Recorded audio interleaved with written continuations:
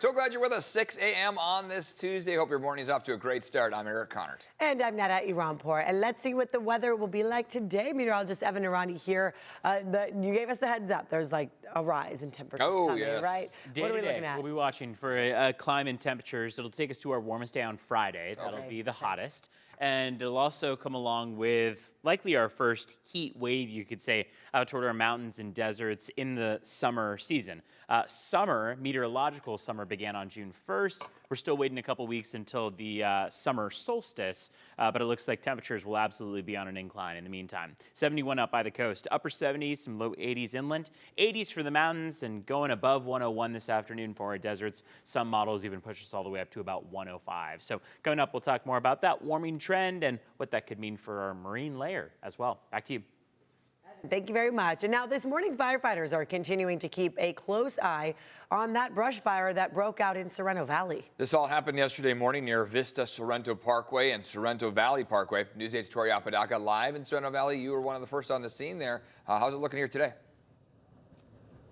That's right. It looks a whole lot different than it did yesterday. Now that it's a bit lighter out, we can see the birds are just behind us here. We're in one of the neighborhoods that was evacuated right off of Sorrento Valley Boulevard. Officials saying that there are still some road closures, although as we were driving along this morning, we did not see any of those. But do keep that in mind if you're heading out the door. But here's what that fast-moving fire looked like when it broke out yesterday, just before 9:30 a.m. We were on scene and watched the heavy air attack the ground.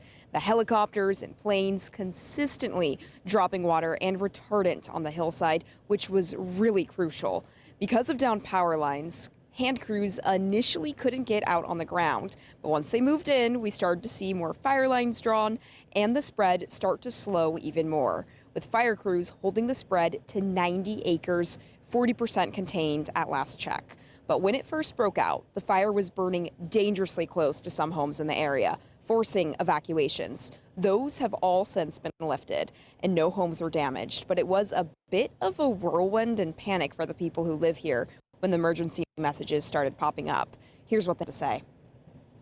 Scary. It's right behind our house, but it looks like we have good firefight cover here, like the air cover and the firefighters.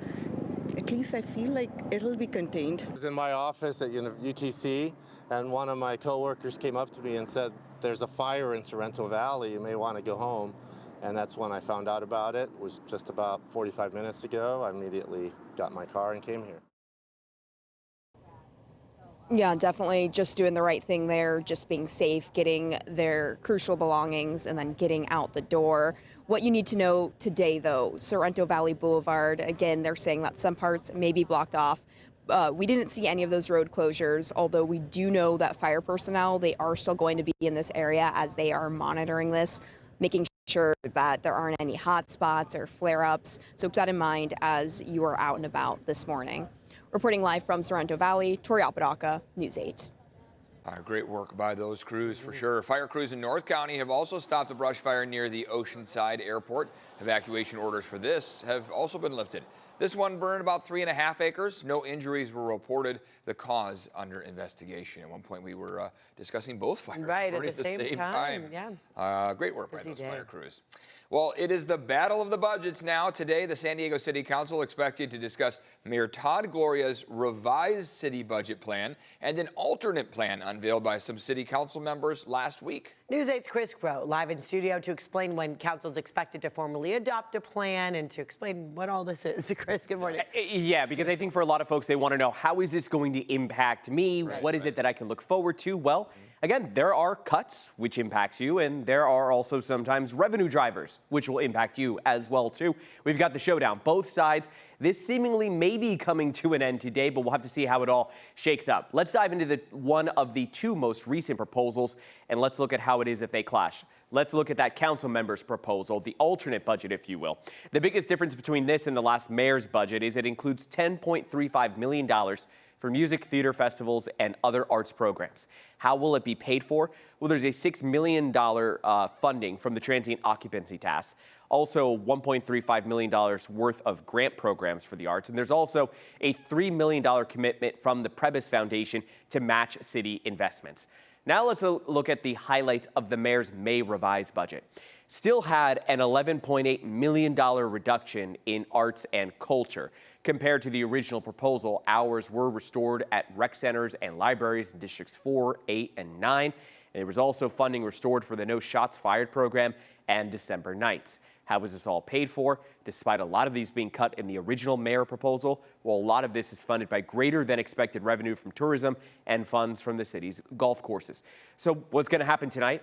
Debate, analysis from the independent budget analyst, and potentially the mayor line item vetoing some of the alternatives and maybe proposals on how to generate more revenue for the city to pay for some of the cuts like arts and culture.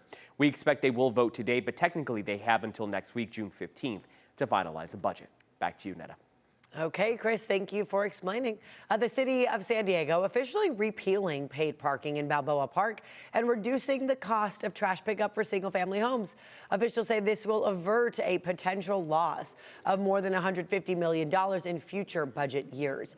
This compromise will reduce the cost of single-family trash fees from its current $44 a month to $38.75 starting next year for those 95-gallon bins. With the lower amount of trash fee revenue coming in, certain services like bulky item and weekly recycling pickup will be reduced. Keep the costs down because the revenue is going to be down.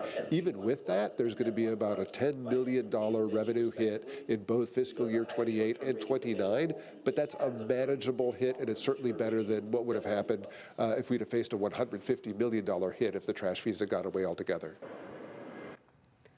Paid parking in Balboa Park, we know that one's a big one for many of you. It will end at the start of next year.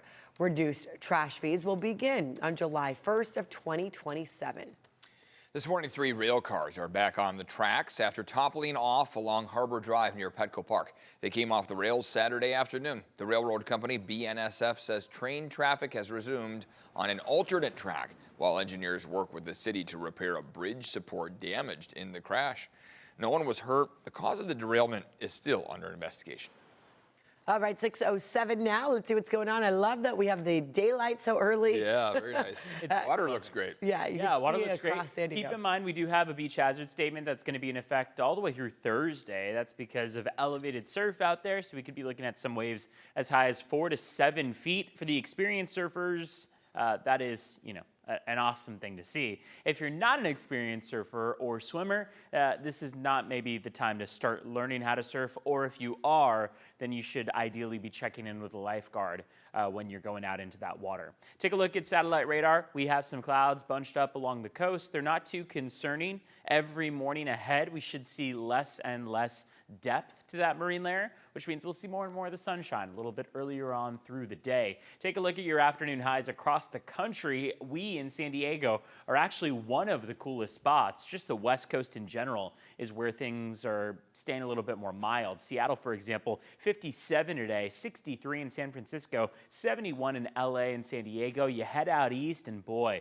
103 in Wichita, 102 in St. Louis, 97 in Jackson, 99 in Houston. It's just plain hot out there as a ridge of high pressure builds overhead. We're going to watch as a ridge of high pressure builds over our region as well. Take a live look outside. We do have clouds with us. Don't mistake the fewer clouds for no clouds at all. We will still have the clouds day over day. They just won't last as long. And it's still a beautiful live look outside.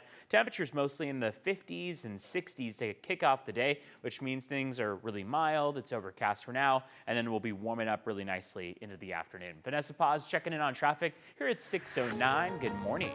Good morning. Let's go ahead and give you a live look outside right now. This is the 8 in both directions right at College. As folks make their way westbound from maybe the La Mesa Grossmont Center area, headed towards San Diego State, eventually merging onto the 15. Things are rolling pretty smooth out there. This is the 5 in both directions at Via de la Valle. Remember, I believe Del Mar Fair, San Diego County Fair rather, kicks off this week. So this will likely be congested in the coming days. Right now, it's looking pretty good as you make your way northbound coming in from Sorrento Valley, headed towards the Del Mar and Solana Beach area. This is the 805 coming in from National City and Chula Vista as you head northbound, eventually making your way to to North Park. All right, we have a couple of issues and both happen to be on the 54. So we have a crash blocking the right lane currently in the Bonita, Paradise Hills area, however you want to describe it. It's on the 54 westbound right before you hit Briarwood. So if you're leaving those neighborhoods headed towards the 805, that may slow things down. And if that's not enough, we have another crash that we're also tracking, blocking the right lane as well.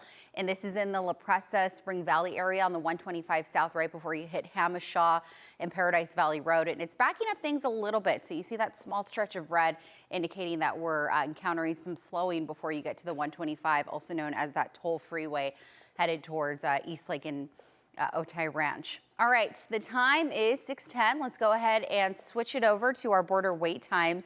San Ysidro's port of entry, kind of sluggish this morning. We're averaging about 2 hours to get across. Meanwhile, a little better coming in from Otay Mesa's port of entry, but not by much, by about 30 minutes or so. That'll take you about 90 minutes to get across that last trek.